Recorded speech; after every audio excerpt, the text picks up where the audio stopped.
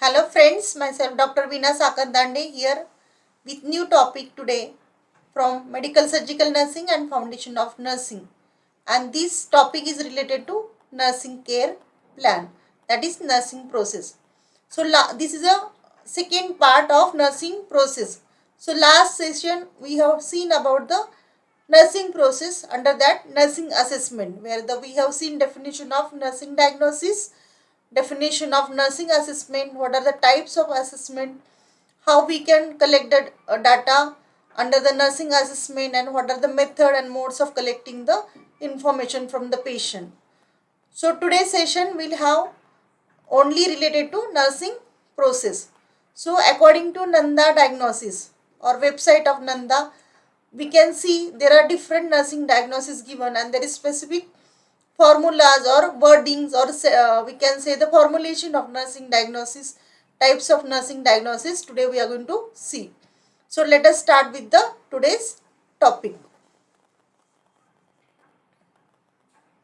So definition, already we have seen definition of nursing process, that is it is a organized framework, and it must have the assessment, nursing diagnosis, expected outcome, then identification of problem of the patient, and accordingly we formulate the nursing diagnosis, and then planning of the care, implementation and evaluation of the care. So already we have seen there are specific steps, but today we are going to see about in detail about nursing diagnosis. So what is nursing diagnosis? As per definition from the textbook and some of the websites, what is nursing diagnosis? Nursing diagnosis is a health problem that can be prevented, that can be resolved or enhanced, reduced by the independent nurse care or measures. So what is nursing diagnosis? It is formulated as per the patient's problem or patient's health issue. According to health issue, which can be prevented or which can be resolved, accordingly we give the care. So before giving the care, we need to diagnose the problem, what is exactly health problem of the patient. So it is related to prevention of health issues, control of health issues, or independent nursing care or measures planned accordingly. So totally nursing diagnosis and giving care to the patient is totally the responsibility or accountability of the nurse who is working in the clinical area and with the patient. Nursing diagnosis, basically when we see nursing diagnosis, it is calculated or classified as per the expected outcome, as per the implementation and evaluation. It is actual nursing diagnosis, risk nursing diagnosis, possible nursing diagnosis, syndrome nursing diagnosis and wellness. So we'll see one by one what are the types of or classification of nursing diagnosis.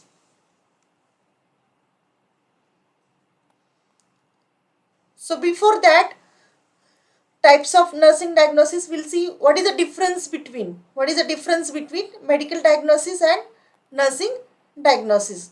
So what do you understand with the medical diagnosis?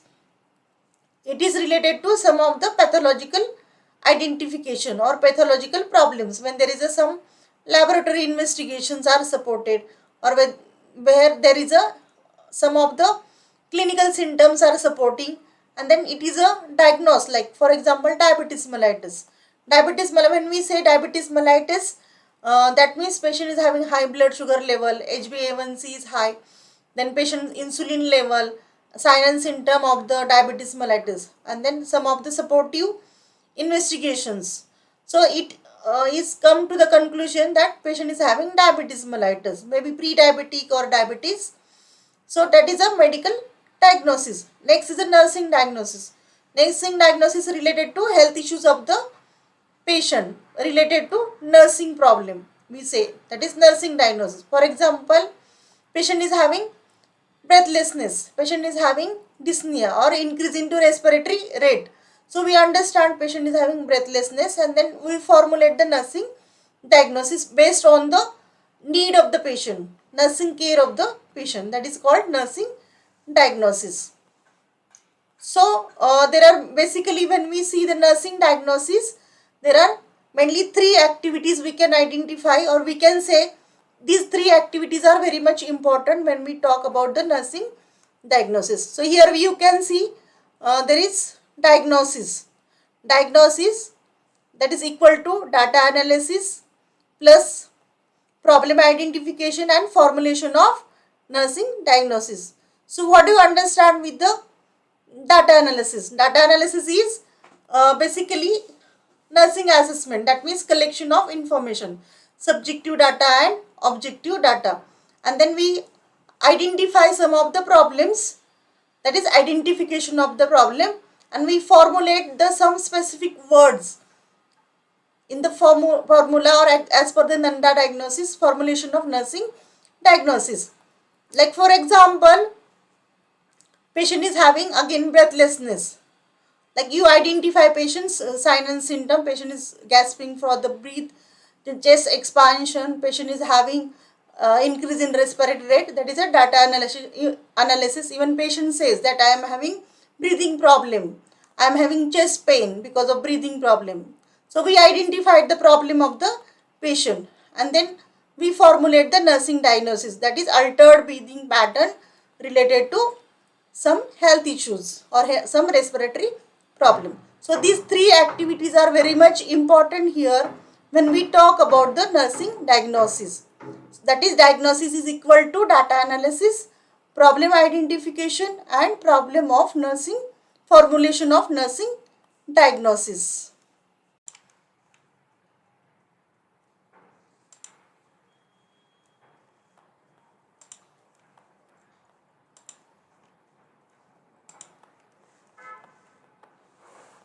Next we will see characteristics of nursing diagnosis. So what are the characteristics of nursing diagnosis?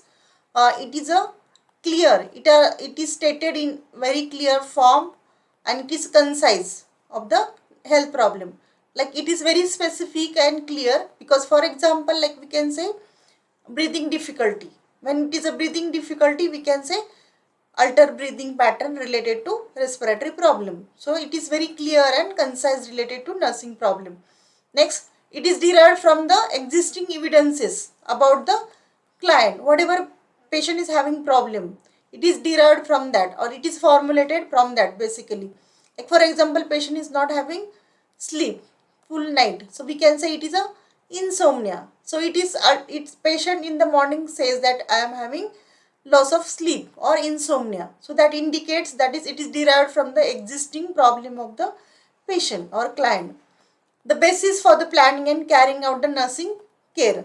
So when we have a nursing assessment, and based on the nursing assessment, when there is a specific problem, and then we formulate the nursing diagnosis, that means it is a one step before the planning. When we come to know this is the exact problem, they formulate the nursing diagnosis, and then we come to know that this is the exact problem, and then we plan the care to resolve the problem of the patient. Next, we can see the components of nursing diagnosis. What are the components, or what are the aspects of nursing diagnosis? So it is taken from one of the website like PES, or it is called PE also. P stands for problem statement or a diagnostic label, or it is said that a definition of the problem. So problem statement, or it is also called as a diagnostic label and definition. So that is a P. What is E? E is etiology, or how the problem is existing, or how it is, what is the causative factor, or what is the reason for the problem. Or we say that related factors, any related factor causing the problem or causes. So E stands for etiology basically. Then D, S is for the, next is a symptom. S stands for sign and symptoms, like defining the characteristics of the patient's problem, or basically we can say it is a sign and symptom. So yes, so that is PES. P is for problem statement, E is for etiology, and S stands for sign and symptoms. Next is a, how it is PE, that is PE, that is only problem and etiology. So it is a two-part problems, nursing diagnosis, when it is a PE, that is problem and etiology. For example, altered breathing pattern related to respiratory congestion. So that means there are only two parts. What is the problem of the patient? What is the P? Altered breathing pattern. And what is the E? Respiratory congestion. So that is only stands for P and E.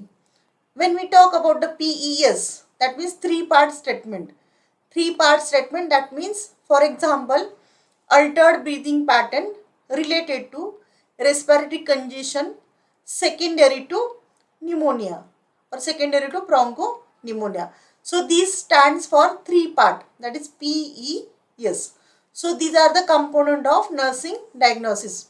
Problem statement, that is P, etiology, that is E, and defining the sign and symptom, that is S.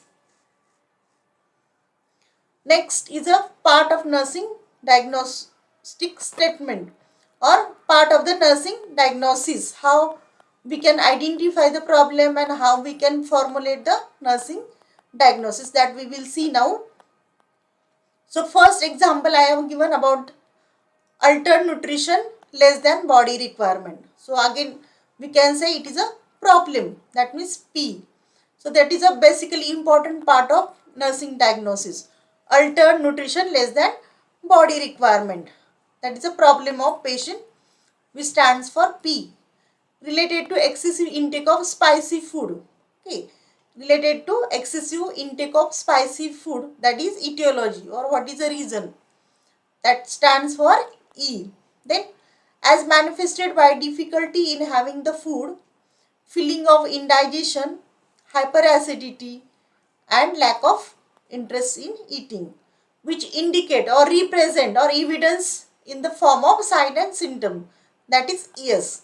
So this is an example of part of nursing diagnosis statement which indicate P for problem, E for etiology and S for sign and symptom. And this is very easy to understand when we say P, E, S. So certainly we can say this is a three-part nursing diagnosis, and this is a simple and common example I have taken. Next is a nursing diagnosis. Now we have come to the different types of nursing diagnosis. What are the different type of nursing diagnosis? So first is actual nursing diagnosis. Actual nursing diagnosis, that means it is existing problem, presence of major or defining the characteristics in the cluster form, or patient is showing some sign and symptoms. That means patient is associated with some problem, with some disorder, and it will be a evidence or it will be actual problem, actual situation which will represent in the form of sign and symptoms. Or sign and symptoms may be like major sign and symptom, or there may be minor sign and symptoms. And then according to these problem, we need to put this problem into priority to eliminate or to resolve the problem.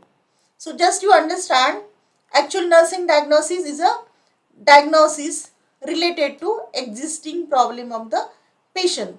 For example, patient is having fever, patient is having respiratory problem, that is breathlessness, and according to we formulate the nursing diagnosis.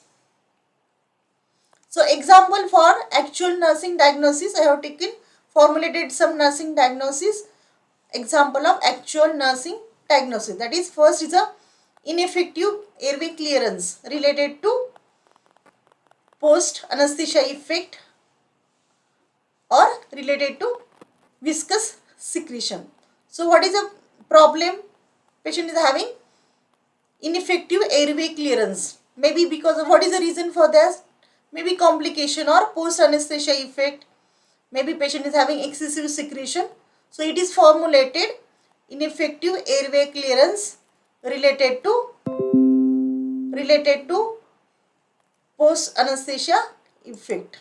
So second example is disturbed sleep pattern related to pain, stress or fever. Why there will be a disturbed sleep pattern, or why patient will have a problem in the sleeping pattern? It's maybe because of pain or maybe stress or because of fever. So how we can formulate this nursing diagnosis? Disturbed sleep pattern related to pain, stress and fever. Third example I have taken for the actual nursing diagnosis, non-compliance to medicine related to unknown causative factors. That means patient is non-compliance because of some maybe negligence or maybe some other problems. Patient is not taking medication or is feeling of the lack of interest. So non-compliance to medicine related to unknown causative factor. We can have this simple example which will be an example of actual nursing diagnosis. Next is the imbalanced nutrition less than body requirement related to loss of appetite and hyperacidity.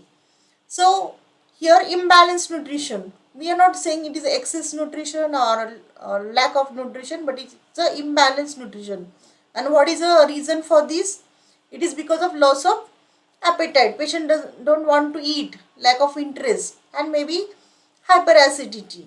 So this is also exactly actual nursing diagnosis. So these are the examples of actual nursing diagnosis.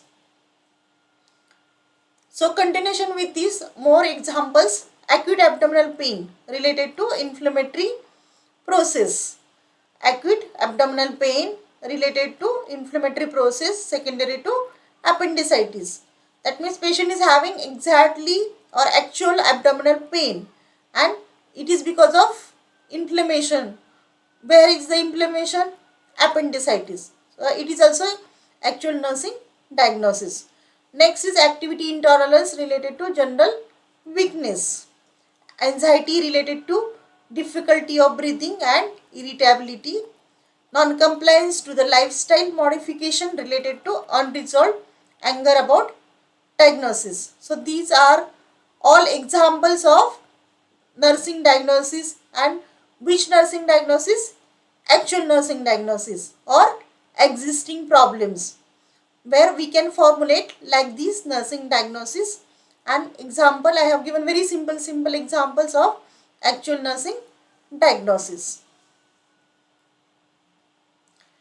Next we will see second type of nursing diagnosis, that is possible nursing diagnosis. Possible nursing diagnosis, that means there will be a possibility patient may have, there will be a possibility, it will be not existing but may have. Patient may have this problem, patient may have a respiratory problem, patient may have a hypoglycemia. So this will be a possible problem but will be unknown problem, but we can predict, we can assume that patient may have this problem. So that is called as a possible nursing diagnosis. And examples are like, first is a possible sleep disturbance. When patient is admitted in the hospital, maybe excessive noise, new environment, effect of medication, there may be many more reasons. Because of that, patient may have a possibility of having insomnia or possible sleep disturbance. Second example, possible low self-esteem related to removal of body part. Maybe like there will be any surgical procedure or patient may have some example like of removal of the body part, like nearby patient may have a amputation. So may have the conception that possible low self-esteem related to removal of body part. Next is a possible nutrition problem. Patient may have possible nutrition problem, maybe altered nutrition less than body requirement, maybe dietary restrictions. So these are the examples of possible nursing diagnosis. Next we will see risk nursing diagnosis. Risk, that means there is a chances of developing the risk to the patient. It is a clinical judgment, or patient may have some sign and symptom which can be developing some risk. For example, like a patient is having possibility or we can say risk to develop the infection. So there is no any specific sign and symptom present, there is no existing problem, but there will be a risk, developing the risk of some problem. So here how we can formulate the nursing diagnosis for the risk nursing diagnosis, there will be two part. And for example, risk for or possible nursing diagnosis can come together also.